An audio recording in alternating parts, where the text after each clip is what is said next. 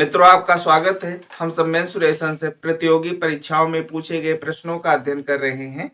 ये सारे प्रश्न एसएससी एग्जाम से हमने सिलेक्ट किए हैं। आइए इसी क्रम में हम प्रश्न नंबर 6 को पढ़ते हैं। गोले का पृष्ठीय क्षेत्रफल 5544 सेंटीमीटर स्क्वायर है। यदि गोले की त्रिज्या को दोगुना कर दिया जाए तो नए गोले का पृष्ठीय क्षेत्रफल ज्ञात कीजिए। गोले का पृष्ठीय क्षेत्रफल का फार्मूला आप जानते हैं, 4πr² होता है। हम यहाँ क्षेत्रफल दिया हुआ है 55, 44 हमने लिख दिया और 4 गुणे में पाई का मान 22/7 रख दिया और गुणे में r²। क्या करेंगे हम? सबसे पहले त्रिज्या निकालेंगे, क्योंकि त्रिज्या ही दूना होगी तब हम दूसरी स्थिति में पृष्ठीय क्षेत्रफल निकालेंगे। इसलिए r² बराबर हमारा कितना हो जाएगा? 55, 44, इधर 7 भाग कर रहा है, इधर गुणा करेगा और 4 22 गुणा कर रहा है, इधर आके भाग करेगा। 22 एकम 22, इसको हमने काटा, कितना हो गया? 252 हो गया। और 252 को हमने 4 से काट दिया, हमारा कितना हो गया? 63 हो गया। और 63 का गुणा हमने 7 से किया तो हमारा 441 हो गया। इसलिए r बराबर हमारा कितना हो जाएगा? √441 बराबर में 21 सेंटीमीटर। अब हमको त्रिज्या पता हो गई है। अब हम त्रिज्या को दोना कर देते हैं और पृष्ठीय क्षेत्रफल को निकाल लेते हैं। 4πr², फार्मूला आप जान ही रहे हैं, हम लिख देंगे। भाषा लिखना चाहेंगे तो लिख देंगे कि त्रिज्या को दोगुना करने पर गोले का पृष्ठीय क्षेत्रफल बराबर 4 गुणे में 22/7। त्रिज्या 21 से दोगुना कर दिया तो 42 का हम स्क्वायर करेंगे, मतलब 42 गुणे 42 हमने कर दिया। 7 एकम 7 और 7 6 हमारा कितना हो गया? 42 हो गया।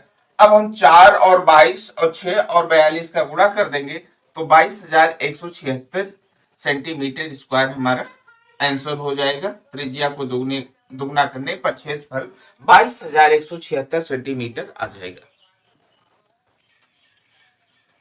एक लंबवृत्तीय शंकु की त्रिज्या और ऊंचाई का अनुपात 3:4 है। यदि इसका आयतन 301.44 सेंटीमीटर क्यूब है तो शंकु की तिर्यक ऊंचाई ज्ञात करो। तिर्यक ऊंचाई ज्ञात करने के लिए हमको त्रिज्या और ऊंचाई का पता होना आवश्यक है। आइए यहाँ पर आयतन दिया हुआ है, सबसे पहले हम ऊंचाई और त्रिज्या को ज्ञात करते हैं। यहाँ त्रिज्या और ऊंचाई का अनुपात 3:4 है तो हम यहाँ पर मान लेते हैं, माना r बराबर 3x तथा h बराबर 4x। जैसा आप जानते हो, r मतलब त्रिज्या, h मतलब ऊंचाई। अब आइए हम शंकु के आयतन का फार्मूला लगा देते हैं। शंकु का आयतन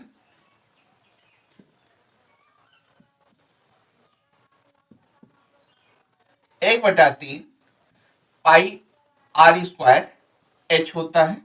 शंकु का आयतन का मान रख देते हैं, हमारा कितना है? 301.44 है, बराबर में 1/3। और पाई का मान क्वेश्चन में दिया हुआ था, पाई बराबर में 3.14। पाई की वैल्यू को हम यहाँ पर 3.14 रखेंगे। 3.14 हमने रख दिया। r हमारा कितना है? 3x है तो 3x का होल स्क्वायर कर दिया और h हमारा कितना है? 4x। ये हमारा क्या हो जाएगा? देख लेते हैं। 301.44 बराबर में 1/3 गुणे में 3.14 और 9x² प्लस में 4x। 301.44 बराबर में 1/3 गुणे में 3.14 गुणे में 9 और 4 का गुणा कितना होगा? 36 और x² x का गुणा क्या हो गया? x³ हो गया। अब जो इधर गुणा कर रहा है इधर आके भाग करेगा और जो इधर भाग कर रहा हो इसको गुणा करेगा। इसलिए यहां हम कर देंगे, अतः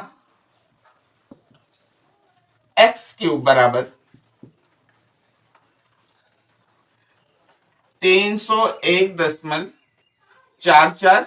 केवल भाग क्या कर रहा है? 3, तो इधर हम 3 से मल्टीप्लाई कर देंगे। गुणा क्या क्या कर रहा है?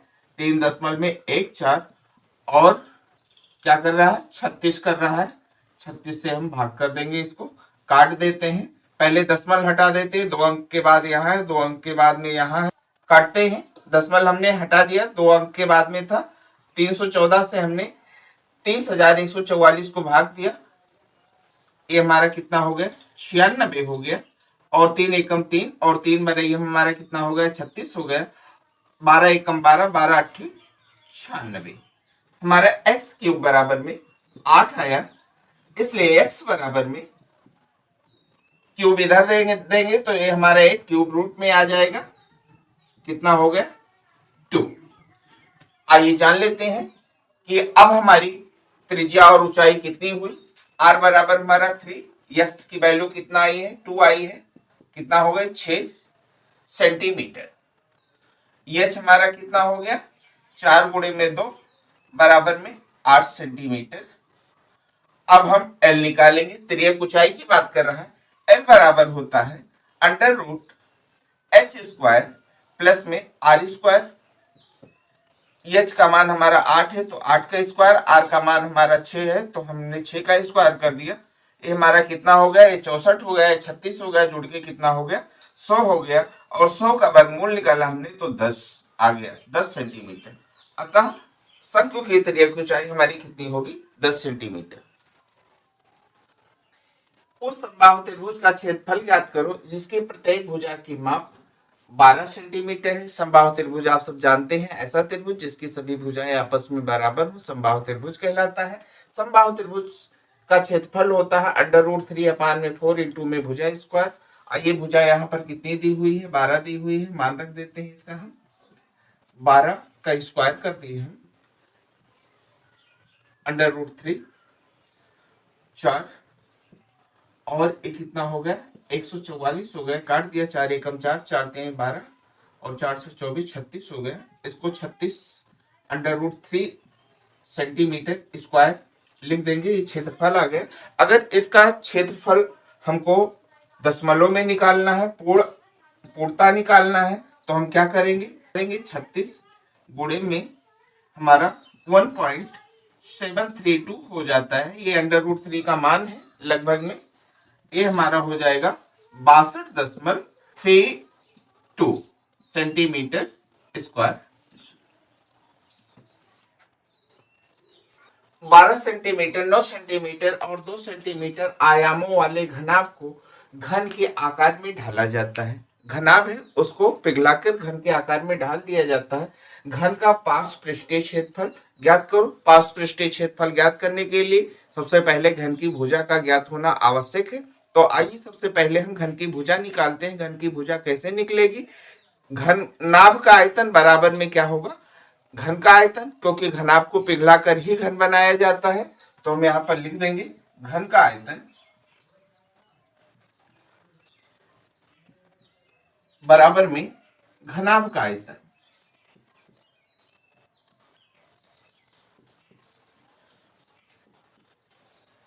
घन का आयतन a क्यूब होता है, मतलब भुजा क्यूब होता है, और घनाभ का आयतन लंबाई गुणे में चौड़ाई गुणे में क्या होता है, ऊंचाई। यहाँ पर लंबाई 12 है, चौड़ाई हमारी 9 है और ऊंचाई कितना है 2 सेंटीमीटर है। वैल्यू रख देते हैं 12, 9 और 2।